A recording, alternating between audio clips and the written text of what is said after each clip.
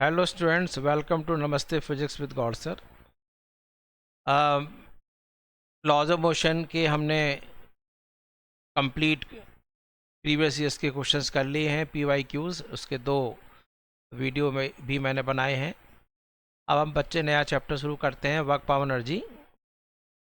और जो बच्चे आज ही ज्वाइन कर रहे हैं तो उनको मैं बता दूं कि प्लेलिस्ट बनी हुई है जिसमें आप पूरे वीडियोस देख सकते हैं, वीडियो लेक्चर देख सकते हैं लॉज ऑफ मोशन के, जिसका प्लेलिस्ट का नाम भी है न्यूटन्स लॉज ऑफ मोशन। अब नया चैप्टर शुरू करते हैं, ठीक है? तो चलते हैं बच्चे नए चैप्टर की तरफ। तो चैप्टर का नाम रख लेते हैं, आपको पता ही है चैप्टर का क्या नाम है, वर्क पावर एनर्जी। तो वर्क पावर एनर्जी हम चैप्टर ले लेते हैं, वर्क पावर एंड एनर्जी।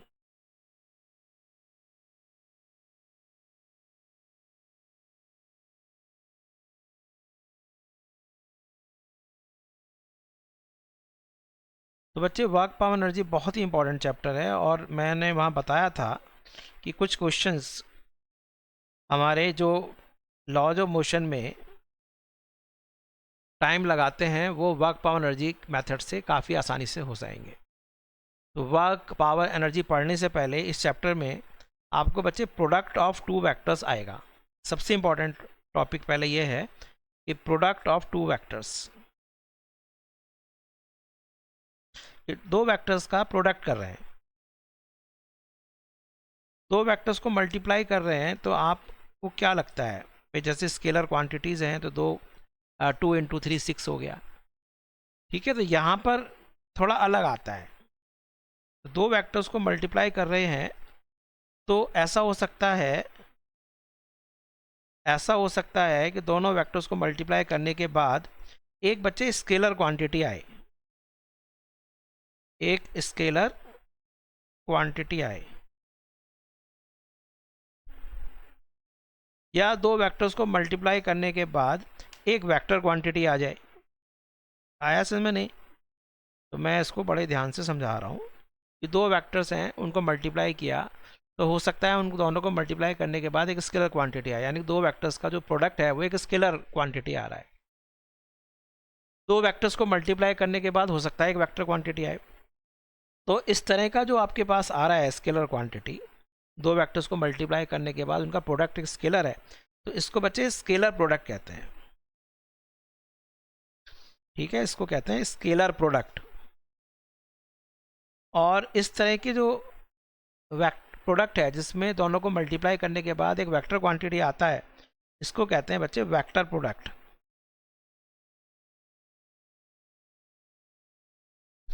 अब स्केलर प्रोडक्ट एक्चुअली में क्या है, इसका जैसे एक वेक्टर ए है, एक वेक्टर बी है, इनको रिप्रेजेंट करते हैं बाय पुटिंग ए डॉट। तो ये हमने डॉट रख दिया, तो इसलिए इसको हम क्या कहते हैं, डॉट प्रोडक्ट। तो दो वेक्टर्स को मल्टीप्लाई कर रहे हैं और उनका सिंबल हम डॉट यूज़ कर रहे हैं, तो उसको डॉट प्रोडक्ट कहते हैं। अब यहाँ पर बच्चे दो वेक्टर्स हैं ए और एक वेक्टर है बी, इन दोनों को मल्टीप्लाई कर रहे हैं और बाई पुटिंग ए क्रॉस, तो ये दोनों मिलकर एक वेक्टर क्वांटिटी बनाएंगे, और ये क्रॉस आ रहा है तो इसलिए इसको हम क्रॉस प्रोडक्ट कहते हैं। इसको कहते हैं क्रॉस प्रोडक्ट, क्रॉस प्रोडक्ट, ठीक है? क्रॉस प्रोडक्ट समझ में आ गया आपको, और डॉट प्रोडक्ट समझ में आ गया। तो अब हम पहले इसको पढ़ेंगे कि स्केलर क्वांटिटी क्या है। तो लिखिए हेडिंग स्केलर प्रोडक्ट।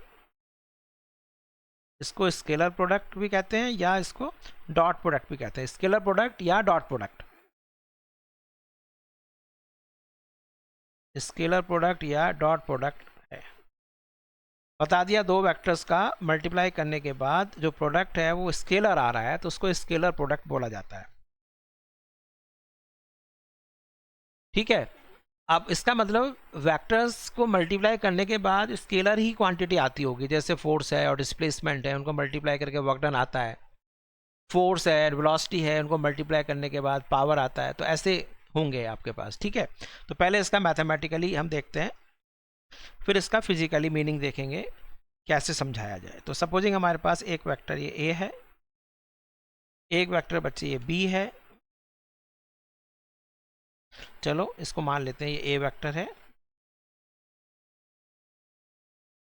और ये बच्चे नीचे बी वेक्टर है, इनके बीच में एंगल बच्चे थीटा है। मैथमेटिकली क्या कहता है,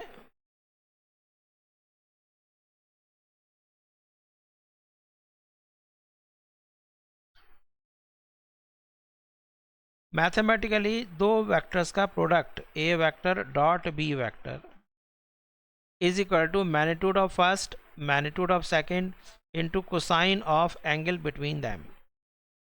ये तो हो गया बच्चे मैथ्स, मैथमेटिक्स वालों ने तो इतना ही बताया कि दो वेक्टर्स का जो डॉट प्रोडक्ट है that is equal to product of first vector, product of magnitude of second vector and the cosine of angle between, smaller angle between them. Theta क्या है आपका, theta is the smaller angle, smaller angle, smaller angle between a vector and b vector. लेकिन बच्चे इससे कुछ meaning आती नहीं है, अब इससे बातचीत कैसे होगी।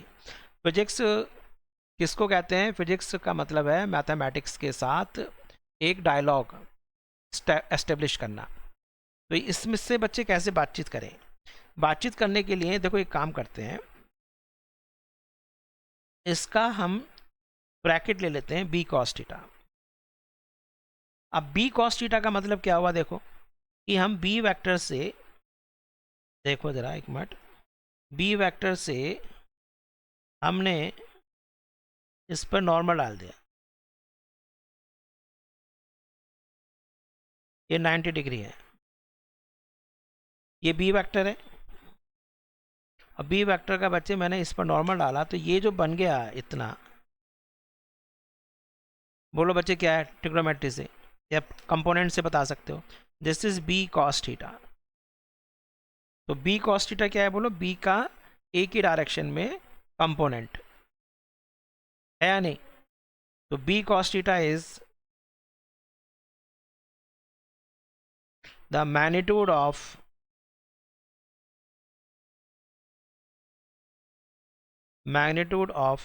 component of b vector in the direction of a vector। तो b वेक्टर का a वेक्टर की डायरेक्शन में जो कंपोनेंट है उसका मैग्नीट्यूड, या इसको प्रोजेक्शन कह सकते हो, समझ में आया बच्चे, नहीं आया। तो b cos theta is the magnitude of component of b vector in the direction of a vector. तो अब आपसे मीनिंग आई है नहीं, तो दो वेक्टर्स का डॉट प्रोडक्ट का मतलब है magnitude of first vector and the magnitude of component of second vector in the direction of first. इसका मतलब स्केलर प्रोडक्ट या डॉट प्रोडक्ट वहाँ यूज़ होता है, उस क्वांटिटी को समझने में यूज़ होता है जिसके अंदर एक क्वांटिटी का मैग्नीट्यूड हो और दूसरे क्वांटिटी का कंपोनेंट का जिक्र हो। जैसे फोर्स और बताऊंगा अभी वर्कडन में क्या होता है कि वर्कडन तब होता है जब फोर्स का इफेक्ट डिस्प्लेसमेंट की डायरेक्शन में हो। यदि किसी बॉडी का फोर्स डिस्प्लेसमेंट की डायरेक्शन में लग रहा है तभी वर्क होगा, या किसी डिस्प्लेसमेंट का इफेक्ट फोर्स की डायरेक्शन में हो तभी हम वर्कडन कहते हैं। मतलब फिजिकल क्वांटिटी ऐसे डिफाइन होती है जिसमें अब मैं एक वेक्टर का मैग्नीट्यूड और दूसरे वेक्टर के इफेक्ट यानी कंपोनेंट प्रोजेक्शन उसका मैग्नीट्यूड लेते हो। अभी समझाता हूँ चलो। तो आप पहले डेफिनेशन में आ गए आपको, नहीं तो ए डॉट बी का मतलब क्या हो गया, तो ए डॉट बी का मतलब हो गया magnitude of first vector and b cos theta is the magnitude of component of second. so this is magnitude of first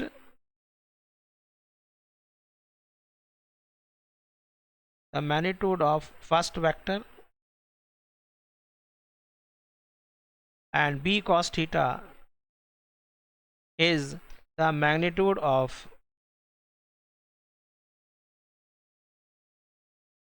magnitude of component of second vector in the direction of first vector. समझ में आया बच्चे? नहीं, ये magnitude of first vector, magnitude of first vector. तो ये आपके पास हुआ। इसको एक काम और करो, ये तो ए हो गया। अब ए डॉट बी आगे आप तो थोड़ा समझ में आया। इसको हम एक काम और कर सकते हैं कि ए डॉट बी को हम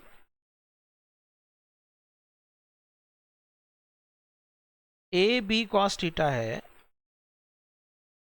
इसके बजाय बच्चे आपस में इसको इंटरचेंज कर सकते हैं, क्योंकि ए बी कॉस थीटा ये तो आपके पास स्केलर क्वांटिटीज़ हैं, तो स्केलर क्वांटिटीज़ में तो आपस में इंटरचेंज कर सकते हैं। अब हमने इनको आपस में इंटरचेंज कर दिया, इनको आपस में हमने ए आपस में इंटरचेंज कर लिया, तो ए बी को हमने बी ए लिख दिया। तो अब बी इंटू ए कॉस थीटा, यानी कि magnitude of second vector and A cos theta is the magnitude of component of first vector in the direction of second. ऐसे में नहीं, इसका मतलब हमारे पास एक वेक्टर ये है, एक वेक्टर ये है और दूसरा वेक्टर बच्चे ये है।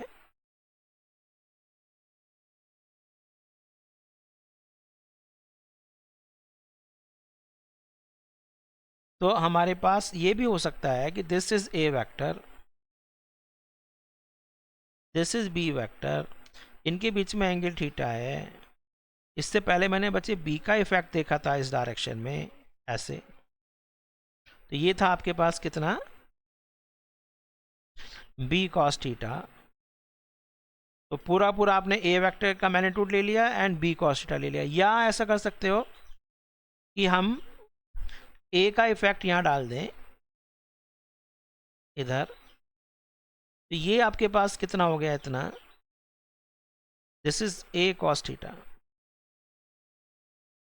तो पूरा बी ले लो और बी की डायरेक्शन में ए का इफेक्ट ले लो, तो A cos theta into B हो या ए इंटू बी कॉस थीटा हो, तो ए की बात है। आया समझ में आपको? नहीं। अब थोड़ा थोड़े से इसकी प्रॉपर्टीज देख लो।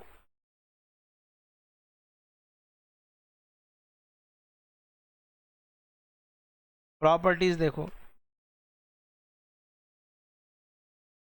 प्रॉपर्टीज क्या है, जैसे अब जैसे मैं प्रॉपर्टीज कराऊंगा बच्चे ध्यान रखना, उसी टाइप के क्वेश्चंस भी होंगे। कि पहली बात तो ये है कि जो dot product of two vectors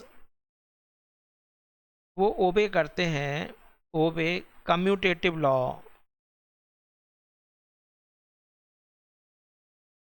ओबे कम्यूटेटिव लॉ ऑफ प्रोडक्ट, यानी कि A vector dot B vector is equal to B vector dot A vector. या तो आपको समझ में आ गया था, क्योंकि ए बी को आपस में इंटरचेंज कर सकते हैं, तो कम्यूटेटिव लॉ होता है। दूसरा बच्चे है ऑर्थोगोनलिटी। ये क्वेश्चन नीट में आया है, ऑर्थोगोनल वर्ड, ऑर्थोगोनैलिटी। ऑर्थोगोनलिटी का मतलब है दो वेक्टर्स आपस में परपेंडिकुलर हैं if a vector is perpendicular to B vector. Orthogonal माने परपेंडिकुलर वेक्टर्स, तो उनका डॉट प्रोडक्ट बच्चे जीरो होगा। इफ ए वेक्टर और बी वेक्टर दोनों आपस में परपेंडिकुलर हैं, इफ ए वेक्टर और बी वेक्टर आपस में परपेंडिकुलर हैं, तो उनका डॉट प्रोडक्ट जीरो होगा। प्रूव करना आसान है, क्योंकि कॉस 90 जीरो है, क्योंकि a dot B is equal to A B cos theta. Proof तो कुछ है ही नहीं इसमें, प्रूफ कर लें क्या? प्रूफ करो बच्चे। इसमें क्या है कि इफ ए वेक्टर ये है, इफ ए वेक्टर बच्चे ये है, और बी वेक्टर ये है, और आपस में ये परपेंडिकुलर हैं, 90 डिग्री है। तो आपको पता है cos 90 जीरो होता है, तो इसका मतलब A vector dot B vector zero होगा। और देखो दो की प्रॉपर्टी, यस। थर्ड प्रॉपर्टी देखते हैं। थर्ड प्रॉपर्टी है कि यदि किसी वेक्टर का डॉट प्रोडक्ट अपने के साथ कर दिया जाए, ए डॉट ए, तो क्या होगा बच्चे, फर्स्ट का मैग्नीट्यूड इंटू सेकंड का magnitude into cos of angle between them. इसका मतलब ए स्क्वेयर हो गया। ए स्क्वेयर को चाहे आप ऐसे लिख सकते हो, ए वेक्टर डॉट ए वेक्टर का मतलब है ए वेक्टर का मॉड का स्क्वेयर। इसका मतलब ये समझ लो कि डॉट प्रोडक्ट पैरेललोग्राम लॉ की छुट्टी कर सकता है। मतलब यदि A vector plus B vector का अपने के साथ डॉट प्रोडक्ट किया जाए, A vector plus B vector, तो this is equal to A plus B mod का स्क्वेयर। अब बच्चे इसको सॉल्व करो ज़रा। A vector dot A vector plus A vector dot B vector plus B vector dot A vector, जैसे छोटी class में करते हैं, इसका इससे मल्टीप्लाई, इसका इससे मल्टीप्लाई, प्लस इसका इससे मल्टीप्लाई, ए दिस, फिर plus b dot a b dot b, ऐसे कर रहे हैं ना, plus b dot B is equal to क्या आ गया, जरा देखो, ए प्लस बी मॉड का स्क्वेयर। क्या बच्चे बना, जरा बोलो। तो ये हो गया a dot a square plus a dot b और बी डॉट ए बराबर है, तो 2 times a dot b plus के B square is equal to A vector plus B vector mod का स्क्वेयर। तो यदि दो वेक्टर्स ए और बी हैं तो उनका रिजल्टेंट ए प्लस बी होता है नहीं। तो यदि हम A vector plus B vector को आर वेक्टर ले लें, तो बच्चे आर वेक्टर मॉड का स्क्वेयर इज इक्वल टू क्या आ रहा है, A square plus 2 A dot B क्या होता है, कॉस। देखो यही है ना कोसाइन लॉ, ये कोसाइन लॉ नहीं है क्या, कोसाइन लॉ ही तो है ये।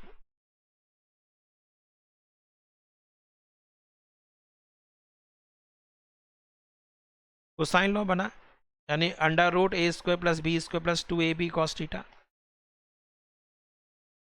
तो ये चीज़ है। और देखो बच्चे एक और प्रॉपर्टी देखते हैं। यदि आपके पास if two vectors are in opposite direction,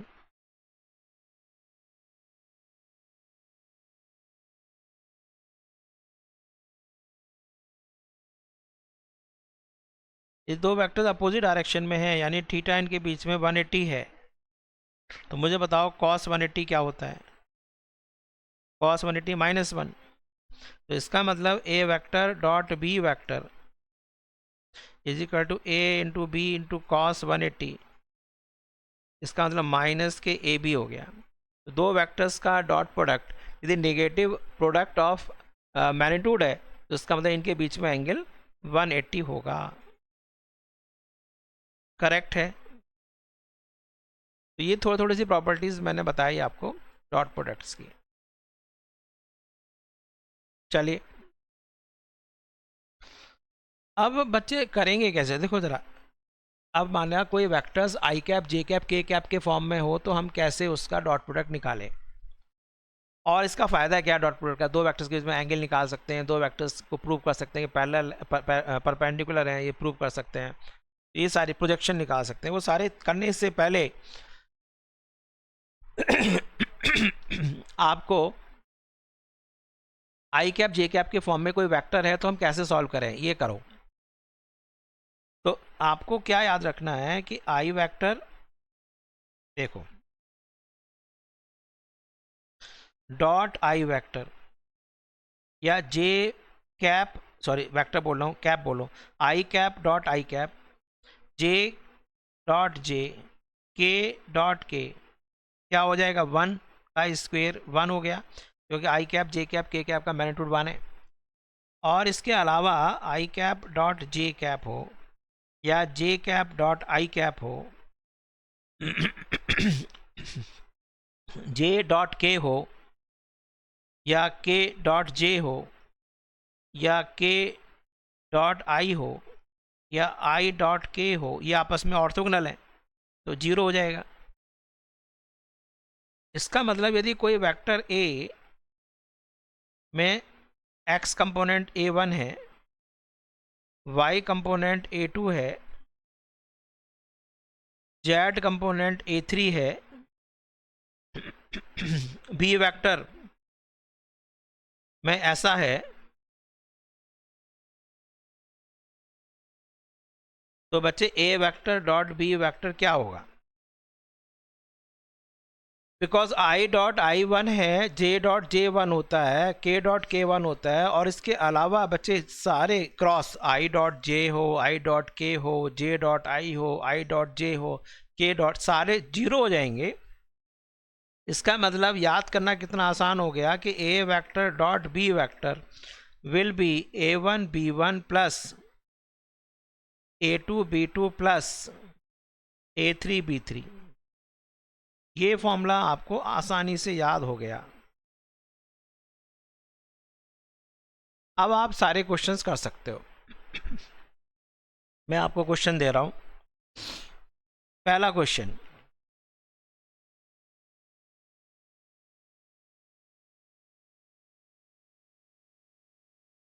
first question क्या है,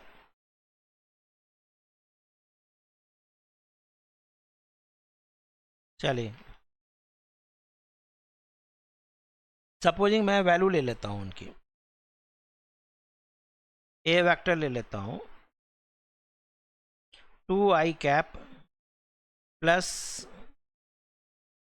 3j cap minus 6k cap. B vector ले लेता हूं supposing lambda i cap plus के 2j कैप प्लस के 3k कैप। क्वेश्चन पूछ रहा है आपसे, लैम्डा पूछेगा, ऐसे क्वेश्चन आते हैं नीट में, find lambda if a vector and b vector, ये आया था बच्चे, आर ऑर्थोगोनल। अब किसी को ऑर्थोगोनल वर्ड नहीं पता है तो वो क्वेश्चन नहीं कर पाएगा, इसलिए मैंने ऑर्थोगोनल वर्ड बताया। ऑर्थोगोनल हैं, ए और बी आपस में ऑर्थोगोनल हैं, यही आया था नीट में ऐसा क्वेश्चन। तो आता जाता बच्चा भूल जाएगा ऑर्थोगोनल नहीं पता है, तो इसका मतलब डॉट प्रोडक्ट उनका 0 होगा। A vector dot B vector is equal to 0। अब बच्चे कैसे करेंगे, आई और आई के कोफिशिएंट को मल्टीप्लाई करो 2 लैम्डा, जे और जे के कोफिशिएंट को मल्टीप्लाई करो, ये रहा, कितना आ रहा है -2 और -3 माइनस के 6, के और के कोफिशिएंट को मल्टीप्लाई करो, कितना आ रहा है माइनस के 18 इज इक्वल टू 0। तो ये हो गया बच्चे 2 लैम्डा इज इक्वल टू 18 और 6 24, तो लैम्डा की वैल्यू हो गई बच्चे 12। हो जाएगा क्वेश्चन, नहीं। डॉट प्रोडक्ट का ये क्वेश्चन बहुत आसान है और ज़्यादातर ये क्वेश्चन बहुत जगह यूज़ होगा, बहुत जगह यूज़ होने वाला है। 12th में भी यूज़ होगा, मैग्नेटिक फैक्ट्स के अंदर, मोशन प्लेन के अंदर सर्कुलर है, तो यदि वी वेक्टर और सर्कुलर यूनिफॉर्म सर्कुलर मोशन आ रहा है तो वेलोसिटी वेक्टर टेंजेंशियल होता है और सेंटीपिटल एक्सीलरेशन नॉर्मल है, तो एक्सीलरेशन और वेलोसिटी आपस में नॉर्मल होगा, उनका डॉट प्रोडक्ट 0 होगा। रेडियस वेक्टर और वेलोसिटी, ठीक है, वो भी आपके पास वेलोसिटी टेंजेंशियल है, रेडियस नॉर्मल है, उनका डॉट प्रोडक्ट 0 होगा। तो ऐसे क्वेश्चन कर सकते हैं। तो ये क्वेश्चन अच्छा था। अब नेक्स्ट क्वेश्चन ले लेते हैं, चलो एक और क्वेश्चन लेते हैं कि सपोजिंग हमारे पास, देखो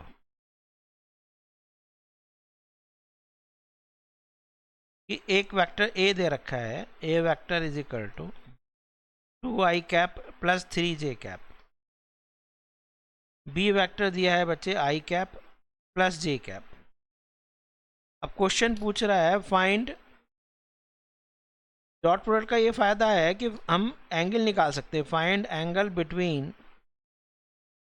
ए वेक्टर एंड बी वेक्टर। तो ए और बी, पहले मुझे बताओ ए वेक्टर का मैग्नीट्यूड कैसे निकालोगे? याद है किसी को? मोशन प्लेन आई कैप के कोफिशिएंट का स्क्वायर प्लस जे कैप के कोफिशिएंट का स्क्वायर, 4 और 9 13 √13। बी वेक्टर का मैग्नीट्यूड बोलो, √1 का स्क्वायर प्लस 1 का स्क्वायर दैट इज √2। अब डेफिनेशन बताओ कि ए डॉट बी क्या है? A vector dot B vector is equal to A magnitude B magnitude into cos of angle between them.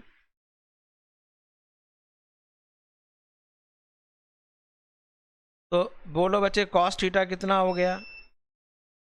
Cos theta is equal to A vector dot B vector upon A B. अब A dot B बताओ जरा कितना आ रहा है? अभी बताया मैंने, आई cap और आई कैप के कोफिशिएंट को मल्टीप्लाई किया, कितना आ गया? 2 × 1 प्लस जे कैप के कोफिशिएंट को मल्टीप्लाई किया, कितना आया? 3 × 1 दैट इज 5। तो ए डॉट बी भी 5 है। तो अब आपके पास कॉस थीटा कितना बना? ए डॉट बी इज 5 और ये हो गया बच्चे √13 इंटू √2। तो चाहे आप √ एक साथ ले सकते हो, 5 √26। अब माना आपको नहीं पता है, पता तो ना होगा इसकी वैल्यू क्या है, तो ऐसे लिख देते हैं theta is equal to cos inverse 5/√26। कभी कभी क्या है बच्चे, ये आपके पास आंसर ही नहीं होगा, तो वहाँ पर वो क्या करता है, थोड़ा टेक्नोमेट्री लगा देता है कि भाई आप देखो कॉस इनवर्स होगा ही नहीं, माना साइन इनवर्स होता तो भाई ये कॉस थीटा है, तो cos theta is equal to 5/√26। ये कितना हो गया? √26 का स्क्वायर माइनस इसका स्क्वायर, 26 - 25 1। तो हो सकता है बच्चे साइन थीटा कितना आ गया या टेन थीटा कितना आ गया? टेन थीटा बोलो। Tan theta is equal to 1/5। तो हो सकता है आपसे थीटा टेन इनवर्स 1/5 हो। ये मैं आपसे कह रहा हूँ कि आप ढूंढते रह जाओगे यार ये क्या है। ये है नीट। तो नीट में आपके पास सब कुछ आपको आता है, लेकिन लास्ट मोमेंट में पैनिक नहीं करना है। आपको दिख रहा है यार हम तो कॉस निकाल सकते हैं डॉट प्रोडक्ट से, ये तो टेन में आ रहा है, इसका मतलब कॉस निकाल कर टेन निकाल लो। साइन में आ रहा है, साइन इनवर्स निकाल लो। साइन इनवर्स कितना होगा बोलो? थीटा इज इक्वल टू बोलो साइन इनवर्स 1/√26। आगे सबको समझ में बेसिक? तो ये है, मतलब बेसिक आपको बहुत अच्छा आता है तो आप नीट 100% क्वालिफाई करेंगे, डोंट वरी। अब किसी को टेक्नोमेट्री नहीं आ रही है बेसिक, भाई एक sine theta perpendicular upon hypotenuse होता है, ये तो भैया पता होना चाहिए। Cos theta base upon hypotenuse होता है, पाइथागोरस आनी चाहिए। हाइपोटेन्यूज का square is equal to perpendicular का स्क्वायर प्लस बेस का स्क्वायर। ठीक है, सबको आगे क्लियर? तो या तो आपके पास क्वेश्चन आएगा कि दो वेक्टर्स का बीच में क्या निकालना है, एंगल निकालना है, या ऑर्थोगोनल प्रूव करना है, परपेंडिकुलर है। ये भी हो सकता है दो वेक्टर परपेंडिकुलर, तो आप चेक कर लो कि उनका डॉट प्रोडक्ट 0 होगा। एक और देखो, एक होता है क्वेश्चन कि हमें पूछे आपसे फाइंड, एक और क्वेश्चन करते हैं। पुराना क्वेश्चन वही वाला ले लेते हैं, A vector is equal to 2i cap plus 3j cap. B vector ले लेते हैं supposing i cap minus j cap. अब आपसे पूछ रहा है फाइंड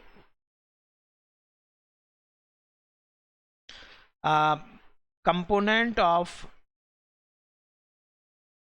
ये अच्छा क्वेश्चन है, component of A vector in the direction of b vector. Find the component of a vector in the direction of b vector. तो ये बच्चे ले लेते हैं सपोजिंग ए वेक्टर, इधर हम ले लेते हैं ए वेक्टर ले लेते हैं, इधर ले लेते हैं बी वेक्टर, इसको हमने ले लिया ए वेक्टर,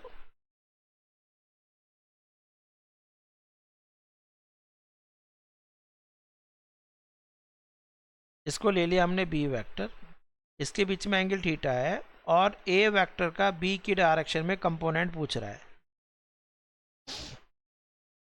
तो ये हो गया बच्चे कितना, ए कॉस थीटा। तो आपसे पूछ रहा है कंपोनेंट ऑफ ए वेक्टर, यानी कि ए कॉस थीटा पूछ रहा है।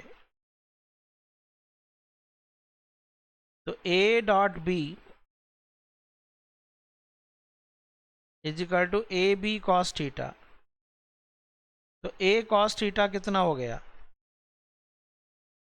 A vector dot B vector upon B. देखो ए का निकालने हैं इफेक्ट बी की डायरेक्शन में, तो बच्चे यहाँ पर डिनोमिनेटर में बी आ रहा है, तो आंसर आ गया बच्चे component a cos theta is equal to a dot b, a dot b बोलो इससे 2 × 1 प्लस 3 × -1 अपॉन बी। बी कितना है बोलो, b is equal to under root, एक और गलती करेंगे बच्चे, वो करेंगे 1 का स्क्वायर माइनस, अरे भैया माइनस कैसे कर दोगे, हमेशा प्लस ही करते हैं, 1 का स्क्वायर प्लस 1 का स्क्वायर, तो ये हो गया √2। तो हमेशा आपको नीचे प्लस ही करना होता है, तो 2 - 3 अपॉन √2 दैट इज -1 अपॉन √2। -1 आ रहा है बच्चे कंपोनेंट, यानी कि इनके बीच में एंगल ऑब्ट्यूस होगा, अपोजिट डायरेक्शन में कंपोनेंट आ रहा है, यानी कि ये बी है तो हो सकता है ए हो, और इसका ये प्रोजेक्शन नेगेटिव में आ रहा है।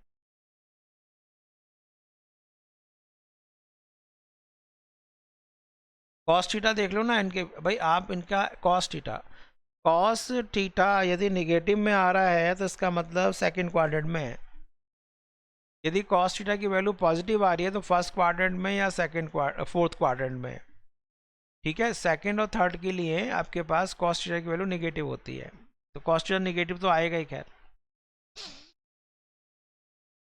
अब यहाँ से आगे एक और चीज़ आती है कि कंपोनेंट आपसे पूछ रहा हो और ये आंसर ना हो, तो वेक्टर फॉर्म में यदि आपसे पूछ रहा है इन वेक्टर फॉर्म, तो आपको मुझे बताओ कि ए कॉस थीटा का इफेक्ट, यहाँ तो ए कॉस थीटा के लेकिन बी की डायरेक्शन में, तो component in vector form, component of a vector along b vector, तो ये हो जाएगा a cos थीटा, तो सही है लेकिन डायरेक्शन तो b की है, तो ये हो गया बच्चे a cos थीटा, कितना था a cos थीटा बोलो, a cos थीटा कितना आया, a cos थीटा आया आपका a vector dot B vector upon b into b cap. तो बी कैप कितना है, बी कैप है बी वेक्टर अपॉन बी, एक बच्चे बी नीचे पहले से था, क्या आंसर आ गया, this is equal to A vector dot B vector into b vector upon B square. इसको भी आप ध्यान से देखें।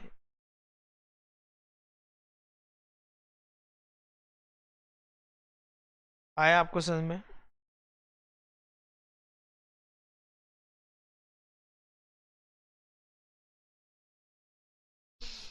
तो बी का स्क्वायर कर लेना है आपको, बी से मल्टीप्लाई करना है बी वेक्टर से। तो ए डॉट बी कितना है, -1 है, ए डॉट बी तो -1 है। बी का मैग्नीट्यूड √2 है, बी वेक्टर आपका i-j है।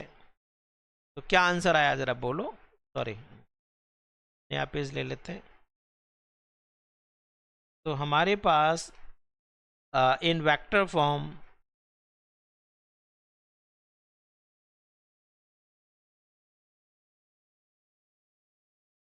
ए dot B into B upon B square आया। ए डॉट बी कितना था, -1, बी वेक्टर कितना है और √2 का स्क्वायर। तो आंसर कितना आ गया बोलो। तो माइनस को अंदर ले जाना चाहो तो ले जाना, तो माइनस के आई कैप प्लस के जे कैप अपॉन 2, ये आंसर बेस्ट है। समझ में आया बच्चे आपको, नहीं?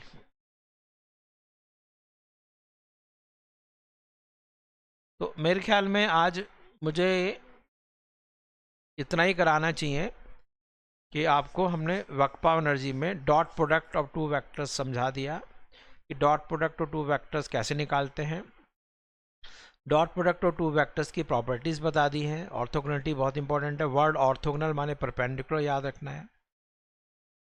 उससे डॉट प्रोडक्ट से दो वेक्टर्स के बीच में एंगल निकाल सकते हैं, ऑर्थोगोनलिटी की कंडीशन निकाल सकते हैं। आप सबसे इम्पोर्टेंट बात यह है कि दो वेक्टर्स के डॉट प्रोडक्ट से एक वेक्टर का इफेक्ट कंपोनेंट प्रोजेक्शन दूसरे वेक्टर की डायरेक्शन में निकाल सकते हैं, वेक्टर फॉर्म में निकाल सकते हैं, मैग्नीट्यूड निकाल सकते हैं। और आगे मैंने बताया कि यूनिफॉर्म सर्कुलर मोशन के अंदर भी ज़रूरत पड़ती है, आगे 12th में भी ज़रूरत पड़ेगी, तो बहुत ही इंपॉर्टेंट है। तो बच्चे इसको रिवाइज कर लीजिए, फिर हम आगे वर्क पावर एनर्जी को कंटिन्यू करेंगे। और कमेंट्स ज़रूर डालिए आप कि आपको कैसा लग रहा है, और आपको अपने क्वेरीज भी पोस्ट करिए। न्यूटन्स लॉज ऑफ मोशन में कोई क्वेश्चन बच रहे हों तो आप कह सकते हैं कि सर और हमें करा दीजिए। तो आई एंड द मीटिंग नाउ, ठीक है।